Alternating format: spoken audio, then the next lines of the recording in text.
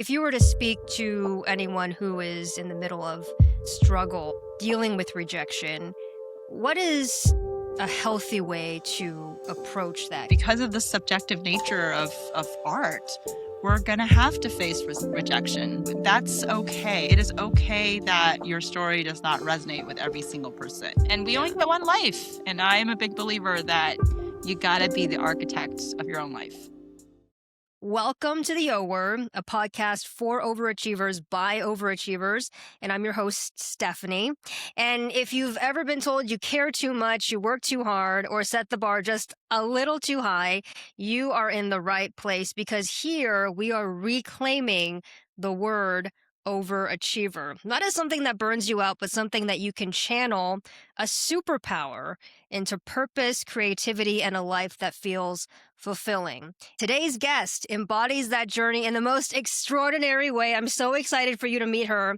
I am joined by award-winning author Kelly Yang, a New York Times best-selling writer, entrepreneur, and fierce advocate for young voices. She is the author of the Front Desk series, which has earned widespread critical acclaim. Her journey is a masterclass in ambition, courage, and redefining success on your own terms, which is exactly why her perspective is one you don't want to miss.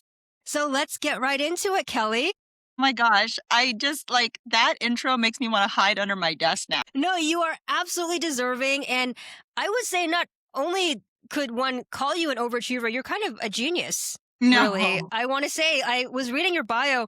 You went to UC Berkeley at the age of 13. I did a lot early. I'm trying to reclaim being just like normal and happy, you know? Yeah.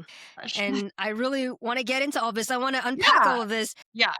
Tell us a bit about moments from your early life that shaped you into who you are today. Okay. I remember, obviously growing up was difficult because we didn't come from any money. We didn't come here with any money. And so we had to be scrappy. And my parents would always, get these jobs like working in a restaurant, working in a motel, and they would often get fired because people had to, change. The owner would change, the motel would shut down, things like that Wow. would happen. And I just remember having to deal with a lot of turbulence in my life. And I think that reading was like a comfort for me. It was an anchor, just trying to get through some of those more turbulent years. Mm-hmm. And then just carrying the weight of, as you know, like immigrant parents and their unfulfilled dreams, which is a huge unfair burden for us to have to carry, and trying to figure out, like, do I even get to do what I want to do in this life? How would you say those experiences and you observing your parents working hard and grinding away and dealing with the challenges that they dealt with, how would you say that shaped you in your later years? Yeah, totally. It totally shaped me. I think that's where I get my work ethic from. I am not a genius. I do believe, though, in putting in the work. And I tell my kids, like, I'm just not a quitter. It's not that I'm such a great writer. It's just that I won't quit. I'm relentless. I will be sitting back here at the computer day in, day out, you know, on the weekends sometimes, on the holidays sometimes. I'm trying to get better at that. But I am a grinder, Yeah. and that if you do anything over and over and over again, you'll just get better at it. I think that came from my parents for sure. And how do you sustain that? Where do you get that fountain of energy from? You know, you do have to be careful in how you're using your energy. And I find that I can sustain it if I truly get joy out of it, and it's not about some sort of external affirmation because we can't control those. As much as I love the fact that, Front Desk did really well and has won all these awards, in truth, if that's the thing that motivates me, it won't it won't work. It won't last because I can't predict that. Oh, it'll just eat me up inside. And so for me, I just have to always go back to, little Kelly, fourth grade or fifth grade, like journaling away, that peace and that, inner joy is what sustains me. It's kind of going back to your why Yeah. instead of Yes. relying on that external Yes. validation, Right. which can be so fickle Yeah. sometimes. And I always have to tell people, like, just be really choosy about what you're trying to do. Just really find the thing that you really love. I know Mm, that sounds very basic, but it's so true. And you know what? My parents were worried about me for so long because they thought, and they still think, that writing is completely unsustainable, and they think I'm mm. crazy for doing it. But now I think over 15 books, I've kind of proven to them that there's nothing you can say that's going to get me to stop, you know? Which is interesting because I do tend to hear that with a lot of children of immigrant parents. It seems that sometimes, Yeah, even if we go and pursue our dreams, sometimes, the parents will still be like, well, you could be in a much more stable position if I you did know. this or that. Yes, absolutely. And I get it. And I can kind of, now I'm starting to understand where that comes from. It's not coming from a bad place. It's not coming Hmm. from a place where they're trying to be malicious or mean or tear us down. It's just that they've gone through so many turbulent times. Yeah. So for them to imagine that you want to do the creative arts, like something in the creative space, oh my God, like why would you voluntarily sign yourself up for that kind of turbulence? What a privilege it is, though, for us to be able to do what we do because of their sacrifice. Is how I like to think about it sometimes. 100%. And we only Yeah. get one life. And I am a big believer that you got to be the architect of your own life. Love that. Kelly, when did you first recognize your overachiever drive? And did it feel empowering to you or did it feel like pressure? I think that truthfully, the overachieving habit is a dangerous one, you know? Mm, Because you kind of relinquish the idea of balancing, and you kind of pride yourself on being a workaholic, and you just keep going and going and going and going and going, thinking that you're never going to get burnout. But in fact, burnout happens to all of us. And especially with things that you can't control, like what the result is going to be, there's lots of room for disappointment, and lots of room for where you don't really feel like it was worth it, but you worked so, so hard. I've had books which came out during the pandemic, and they just kind of fell under the radar, and there's nothing you can really do about them, you know? mm-hmm. And so I am trying to get better at my overachieving habit.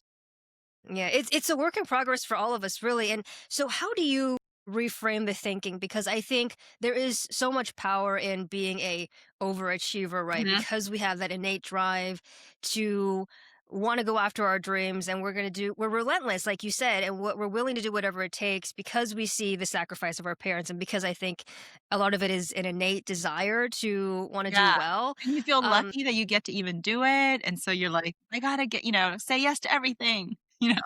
100%, which is so admirable. But to your point, it can also lead to some unhealthy habits like that burnout you were just mentioning. So, how do you reframe things in your mind as you take on these big projects, or sometimes when things don't necessarily work out the way Yeah. that you expect them to? I've honestly just learned to say no. I've learned where the boundaries are. And so, like, one of my big boundaries is I can really only work on one creative project at a time. And so if that means that we have to delay things, we have to delay things. Hmm. I can't balance two worlds at the same time and do them both justice. Some people can, and that's incredible. That's amazing. But I've learned that I can't. And the first time I said no to my agent and said, like, this has to be tabled until I'm finished with this thing, I felt I felt like I was a disappointment. I was disappointing myself because of my overachieving tendencies, Hmm. and it was terrifying. Hmm. But then I learned to lean into the freedom that afforded, right? By saying no, by protecting my time and my energy. I wasn't failing. I wasn't disappointing myself. I was actually opening myself up for, you know, really enjoying the experience instead of being stressed out because I now have to juggle like two whole books at the same time. Right. And do you find that by saying no to things, it creates more creative headspace I in a way for you. totally percent, 100%. And I've gotten better. Like I have a to-do list and I've gotten better at leaving things on it. Cause normally, really like up until a couple years ago, I was like, I need to take everything off before I'm allowed to even get up, you know? Know the feeling. I get it. Yeah, I've got to tick everything off my list. And now I'm like, no, I can leave that for next week. It'll be okay. The world will be okay. Yeah, it's like trusting that it's okay if we have some of those things that are left on that list, because if we take the time now to address other really important things that are going on in our lives, Yeah, sometimes, things could work themselves out, or we create that creative headspace for ourselves. And we might get inspired in a different way that'll help drive our absolutely. achievement in that other area. Percent. Actually, it's so interesting. I wrote an adult book recently. It's coming out. It's called The Yeah. Tape. And the reason I was even able to come up with it was because I was on vacation with my kids and I gave myself permission to turn off my email, which I've never done before. And all the time that I've had email, I've never turned it off before. I've never been able to like just not look at it. And I made Mm, myself delete the email app because I am one of those people. I'm responsive. I am like so good on email. you are.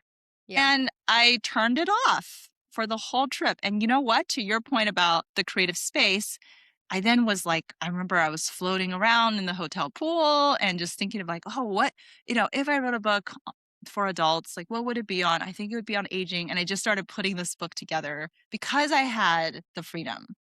Want to ask you real quick about your decision to pursue writing professionally. So, what led you to believe that, hey, this is something I can do with full conviction, because it can be a little bit of a tricky space to navigate going into the arts, as you mentioned earlier. What did the early days look like? I mean, I always wrote on the side. So I would write for newspapers, and that was where I would call myself a writer, and that fulfilled my identity. But it was really with front desk that I realized that I could do this all the time. I had enough story in me that I could actually just keep writing the story. I keep writing that series. I could write other series.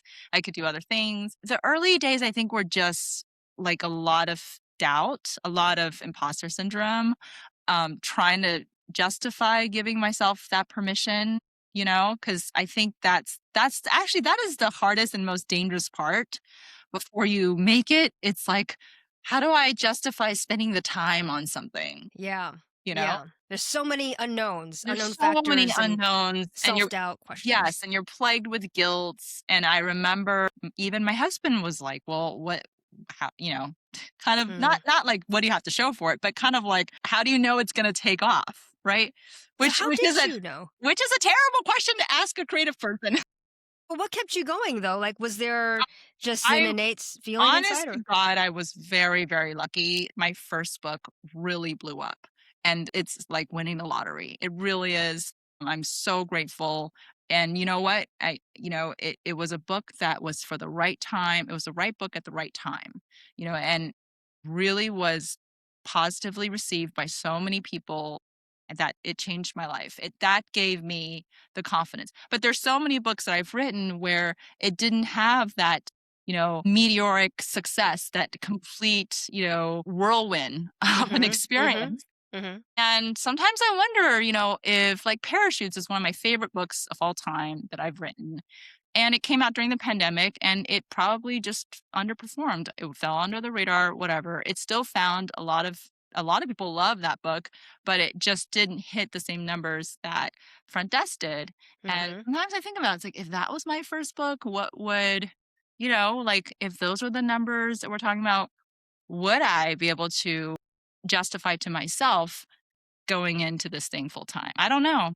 Hmm. Yeah. So my follow-up to that would be, first of all, like, what would you say to someone who, they are in that sort of murky space that Yeah. you were describing, where they're like, okay, I have this idea in my head. Yeah. I think it could work out. Yeah. and I'm trying these things, but the numbers aren't exactly translating in the direction I want them to. And I'm feeling kind of guilty about spending a lot of time on this because I'm not sure what the outcome's going to be. I don't know how long I got to grind on this for. Mm. What is your advice to them? My advice to them is you will be a writer if you have to write. That's it. In other words, we don't have to worry about you not grinding because the problem with writers is it's in our blood. Like we can't not do it. It's if you can not do something, God bless you. Don't do it. For me, that would probably involve something mathematic, like something with numbers. No, thank you. Yeah. So, I mean, that's the thing. It's like, even when I really found so many signs that this wasn't really going to work, no one was really buying, was thinking about doing it, I wasn't able to find an agent, whatever. Even with those rejections, whatever, I still kept going because I can't live life any other way. I don't know what else to do with myself. Hmm. I'm not a good singer. I'm a terrible cook. Like, there's just too many things. But you know what? You are a fabulous, fabulous writer. And you've definitely just, I mean, the evidence is quite clear with that. I think that when people are shooting for the stars, they've got these big dreams in mind. Yeah. I think rejection is a big part of Yeah. it. You described that a lot of writers experience this when they're looking Yeah. to get published, when Yeah. they're looking for an agent. Yeah. If you were to speak to anyone who is in the middle of that struggle, I suppose, of dealing with rejection, what is a healthy way to approach that? Because I think this is something a lot of overachievers tend to struggle with. It's like, oh, Mm, rejection. Oh my God, I'm terrible. I'm no good, right. and just kind of their whole identity is just collapses around them. So, Yeah. any advice Oh, there? that's a good question. First of all, I think we all have to remember that there's no story that's for everyone. And if you're trying to make your story for every single person, it's probably not going to be that interesting. And so because of that, because of the subjective nature of art, we're going to have to face rejection. And that's okay. It is okay that your story does not resonate with every single person. That's number 1. And also, we submitted front desk to 20 publishers. 19 rejected the book, you know? I mean, that was a blockbuster success for the one Yeah. person that did not reject it, but all the way up until that person, it was terrifying? Mm. So which is why I always go back to, do you have to write? If you do have to write, then you will eventually develop that thick skin when it comes to rejection, which you have to because of the nature of the business. I almost wonder if that innate drive, whether it's being a storyteller or maybe somebody wants to be an Olympic champion, Mhm. that innate drive and that innate desire to really want to just express ourselves and get Yes. that part of ourselves out to the world, that is also part of what keeps us going and helps us develop that long term Yes. resilience Yeah. and be willing to commit to the grind. Yes. And I will just say that, you know, you can get rejected, but that doesn't mean that you don't have what it takes because you have to put in the work. And you know what? Sometimes it takes 1 book, sometimes it takes 5 books. There's so many drafts of things that I scrapped. It's not good enough. Um, and I think people are chasing that instant success does not really happen. Even with front desk, okay, you could say that was the kind of an instant success, but you know what? We went through 3 completely different drafts. And a lot of people would have maybe accepted the second draft. The second draft was okay. It was good. It was fine. It was fine. It was the one they bought. They bought the second draft. That was the one that they actually paid me in advance for.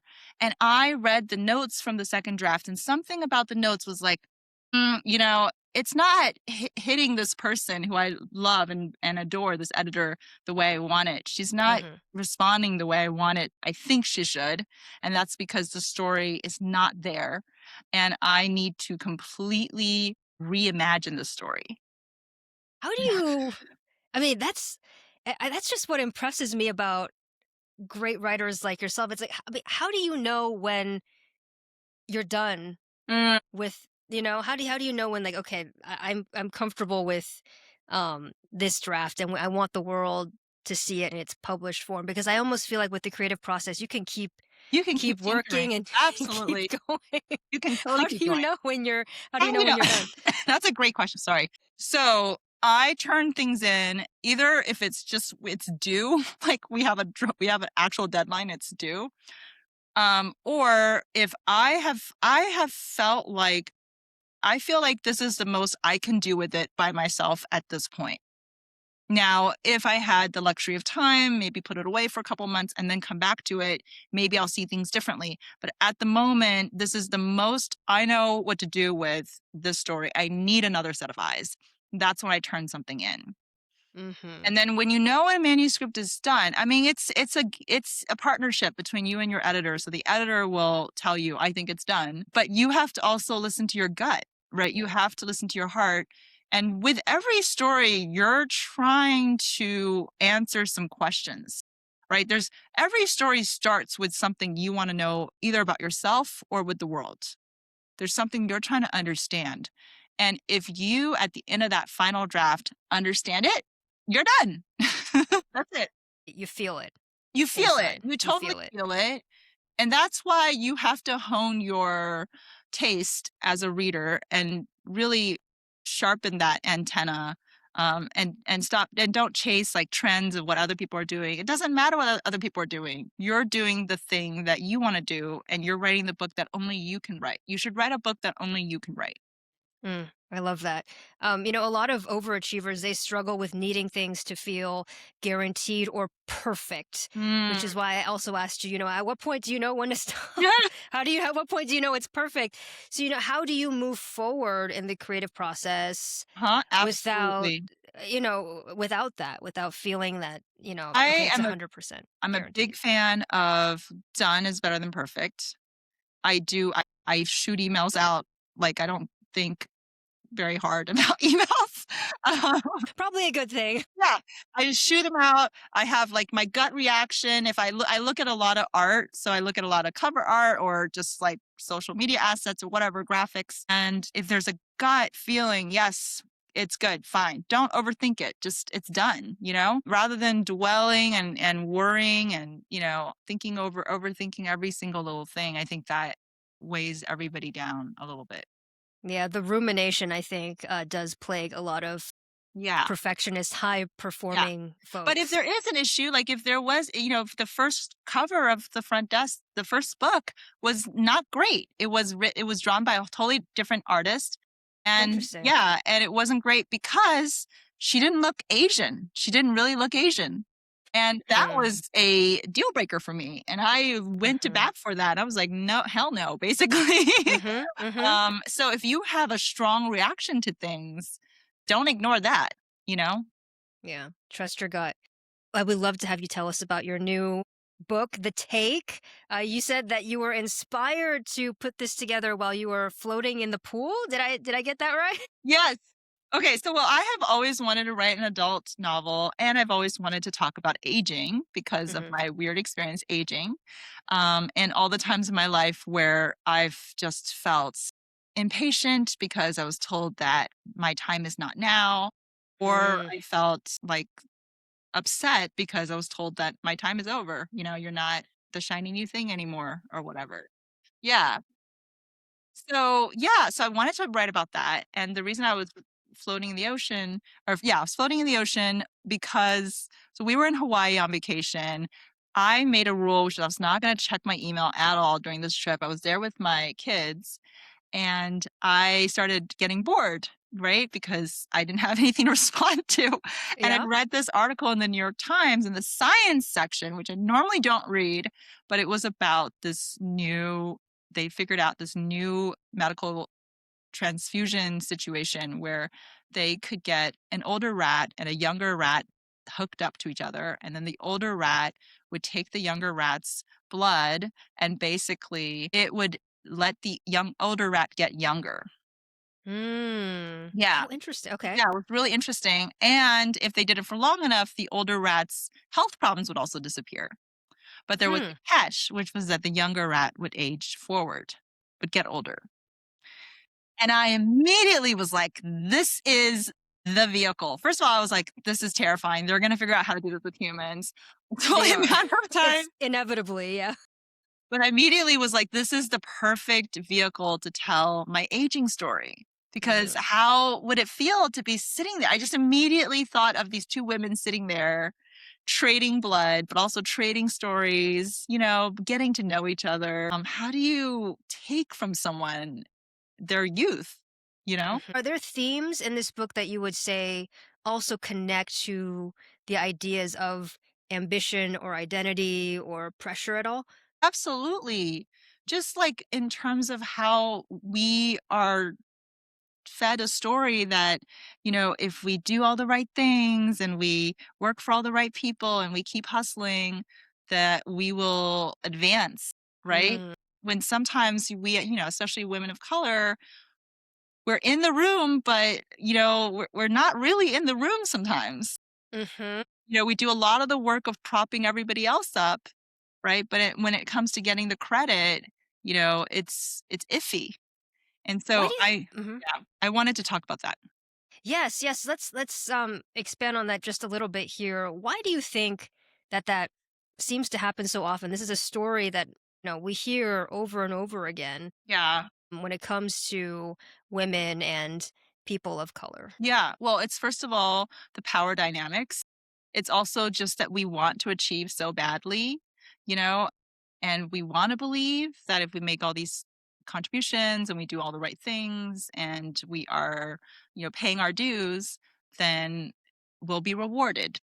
Hmm. But sometimes that doesn't always happen. And then we're left with a situation where we're just being exploited, basically. Yeah. Yeah. How does one who is finding themselves in that position, somebody who might have been working diligently, doing what they perceive to be all the right things, they're saying yes to all the assignments, they are coming in early, staying late, but they seem to just keep feeling overlooked for Mm. opportunities. How do they overcome? Yeah, great question. I mean, every single case is different, but I think that the overall major advice that I have is don't think that you're going to get there by being voiceless or faceless, right? Hmm. So as much as it's possible, assert your voice, like use your voice, right? Tell them who you are, speak up for yourself, make sure that people know that you did the work. And if there is a situation where you're constantly being told to be invisible and to just suck it up, that's not the best environment, I think. Hmm. It's already a sign that no matter how much you hustle, it's probably not going to get you the result you want in the end. It's okay Yeah. to remove oneself. Yeah. It's not a sign of failure. It's a No, sign of absolutely. trying to advance oneself in a different way. Yeah. So you just need to be looking for those signs. Like, am I getting acknowledged here? Is my boss mentioning me in the meetings? Are there enough signs where people know I'm doing this work that I'm doing? My labor is being recognized. And if there are, then great. Then, there's a really positive chance, I think, that, things will work out, especially if you do have a mentor in the organization, things might work out. But if there are not those signs and you're constantly feeling like you're being made to do the work, but you're being pushed silently aside, Mm. I think that's also very telling. Yeah, I love all of that. And if you've a listener, this is resonating with you, make sure that you bookmark this episode, you share it with a friend who you think could benefit from Kelly's amazing advice. And by the way, y'all should follow Kelly on social media because she's got an incredible social media presence and she offers all sorts of really fun and inspiring messages there too. I want to ask you, is there a message in your latest book, The Take, that you wish that the younger version of you had heard? Yeah, I think the biggest message is stop waiting for someone else to give you permission to do what you want to do. I kept waiting and waiting for like a sign, Mm, for someone more experienced to acknowledge that I have talent. Whereas you should just go out and do it. yeah. You can give yourself permission. Give yourself permission. Yeah, so powerful because really, and I think this is something a lot of women need to hear too. No one is coming to save us. Yes, We that's have to the thing. take that self initiative and champion for ourselves. Yes, absolutely. Especially women of color. really no one is coming to save us. I mean, we're doing a better job at holding the door open for the next person. I hope, I think, I believe, but still, you can't rely on that. So you have to just go for your dreams and, advocate for yourself.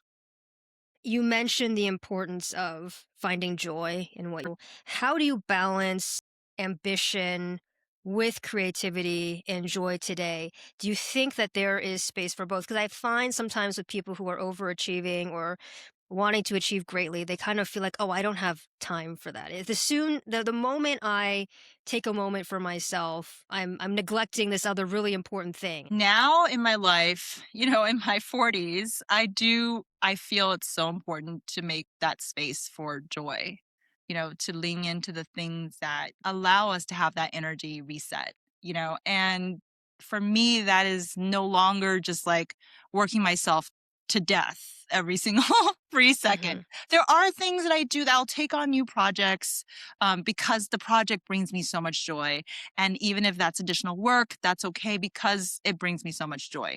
So you just have to understand what it is that is bringing you joy. And if it's just taking the afternoon off and going for a walk, lean into that. Don't give yourself a hard time because you took the afternoon off. You went and found joy. That's literally the ultimate goal in life. We're allowed to just Absolutely. chill because then we allow ourselves to have the energy to conquer that next battle, whatever it is. Yeah. And energy is so important when we're trying to achieve those big dreams. How do you handle self doubt even today? Oh my gosh. Well, first of all, I think, the great thing about being a writer is that there's going to be ups and downs, but a good writer should be able to make use of both. Mm So, hmm. Mm in hmm. one sense, you're not too terrified of the downs because it's part of life, right? It's part of the journey. And it makes you a better artist, frankly. Mm hmm. So that's one way I look at it. I think resilience is so important. It's something we have to teach kids. And it's really, I'm terrified for the next generation because I think that they don't have enough resilience. Mm, It's really missing. And yeah. that's because they're not seeing enough examples of failure. Mm. So I Yeah. always talk about my failures with my kids. I mean, Mm talk about how hard it is to have a mom who's done all these things. I think it's really hard for my kids sometimes. hmm. Mm hmm. But I talk about my failures as much as I talk about my successes because I think you can learn so much from the failures. Uh huh. Absolutely. I think it's important to normalize the idea of Absolutely. failure, of failing again and again and again. No, listen, we have to, especially as Asian Americans, we have to be comfortable failing. We have to be more comfortable failing because that's what allows us to take the risks. And Mm hmm. if we're so scared of failing that we're not taking any risks, we can never actually accomplish as much as we could. We can't really change the world because we're not taking the risks to change the world. Mm We're hmm. just as capable as everybody else, but there is something that is terrifying about failing for a lot of Asian Americans, I think. Yeah. What do you think that comes from? From just our parents. I don't wanna say that, but yeah, I mean, like, think about the repercussions when we came home with a big. Oof. Gotta go stand in the corner. Go Yeah, practice piano for an hour. yes. Absolutely, think about that. It was like, "Oh, what?" Yeah. But we have to normalize failing, and we have to normalize the freedom that the lessons and the joy and the freedoms that come with that whole experience afterwards, rebuilding, getting back up, maybe finding something else. Maybe you discover that, you're not good at this instrument, but you're good at that instrument, or you don't Yeah. like music at all, but maybe you like poetry. I don't know. But Right. whatever it is, letting ourselves have that freedom. It's part of living, really, like really being alive. Failure builds resilience, and we really need that resilience to be able to unlock those great things that we want for ourselves. We be able to run that marathon for the long Yes. haul. Yes. 100%. So we need to talk about it more. We can't be scared of it. And that's how we Hmm. get over the periods of self-doubt. Do you have any habits or rituals or routines that you do to help keep you grounded and inspired during times of turbulence? I think family is so important to me, both being able to talk to my parents, even though they're crazy. Like, don't get me wrong, they're completely crazy. But being able to talk to them is very healthy, and being able to open up and talk to my kids, my husband, these are all ways in which we realize that the little thing that we're obsessing over isn't the end of the world. There's like a Yeah. bigger purpose in life. As we start to wrap up here, would love for you to share some advice for young writers, students who are feeling the pressure to succeed. Mm. I think that the number one tip I have for young writers is to write for yourself. Don't try not to make it about, again, the external affirmation, whether it's getting published, getting the agent, doing this, doing that, getting the awards, getting the bestseller, getting this, getting that. I know how hard it is to resist all that. I know because we're Asian American and we are trained to aspire for these goalposts, right? Mhm, And I mhm. get it. I really do get it. And I struggle with it too. But as much as we can just do it for ourselves, that's the one thing we can rely on consistently, because you can rely on yourself to be happy with yourself, but you can't rely on other people constantly to be Yeah, happy with you. right. People are so inspired by really authentic joy. Yeah, I think that's why people are so inspired by Alyssa Liu.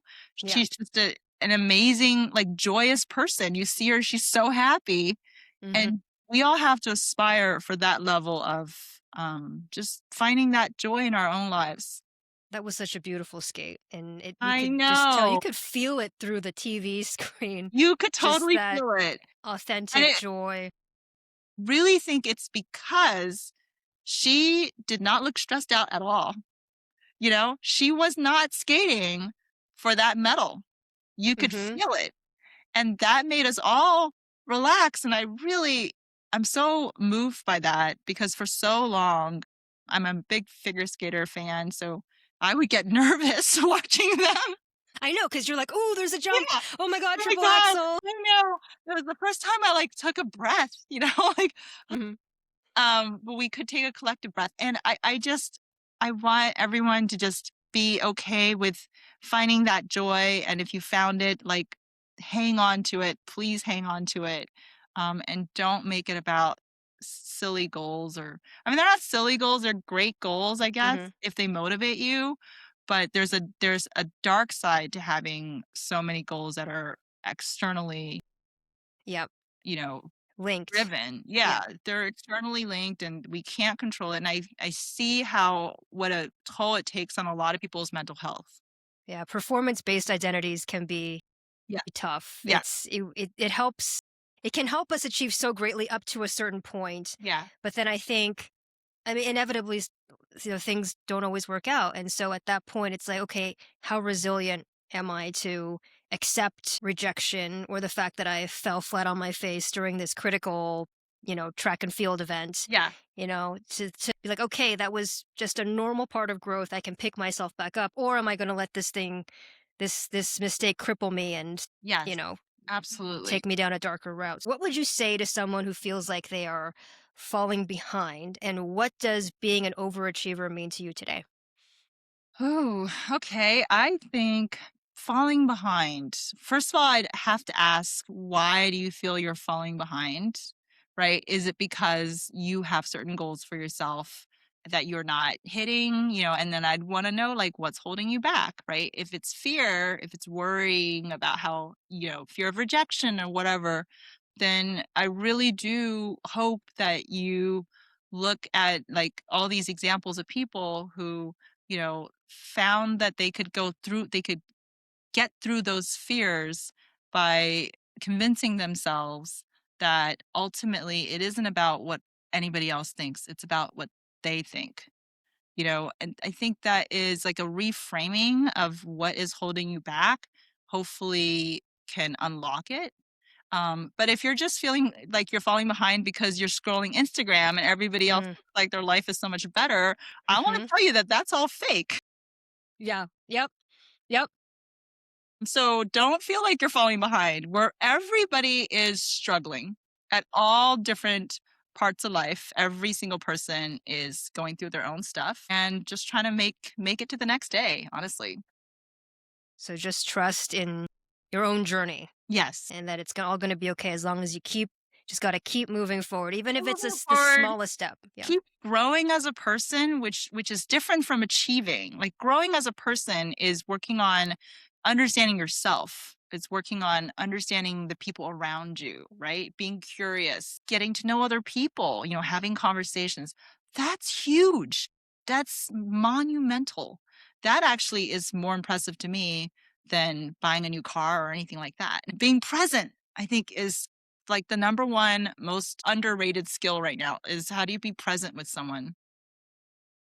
And how do you do that? What's your advice on that? For me, it's like just shutting off everything else and finding the thing about each experience that is it's such a gift, right? Like here I am talking to you, I'm getting to know you more. You're asking me these incredible questions where it's forcing me to think like deeply about my life. And I'm like, You're oh, doing amazing. I'm learning so much from you. but it's like that, what a gift to be able to connect with each other. It's such a special feeling that I just like always have to marvel at these experiences. We are so lucky to have you here with us, Kelly, to share your incredible life advice. So, thank you so much again. And if you, the listener, are here and you see yourself or a friend in this conversation, make sure you bookmark this episode or share it with someone you love. And remember, overachievers, your ambition is not something to shrink, it is something to shape. And we'll see you next time. Thank you, Kelly. That was fantastic. And you're fantastic. Oh my God, that was great. We had a great conversation. You're so good at this.